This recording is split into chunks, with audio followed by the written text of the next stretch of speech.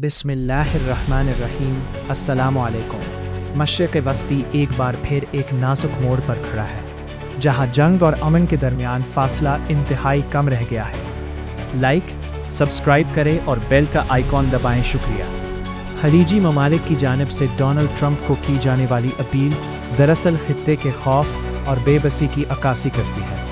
Saudi Arabia, United Arab Emirates, Qatar और दीगर रियासतें जानती हैं कि ईरान और इजराइल के दरमियान बढ़ती कशीदगी सिर्फ सरहदों तक महदूद नहीं रहेगी, बल्कि आलमी मईशत और अमन को भी अपनी लपेट में ले लेगी। तेल की तरसील, इलाकाई इस्तेहकाम और इंसानी जानों का तहफ़्फ़ुज़ सब दाव पर लग चुके हैं। खलीजी क़यादत की ये मुश्तरका आवाज़ दरअसल एक सफारती पैगाम है कि जंग किसी मसले का हल नहीं।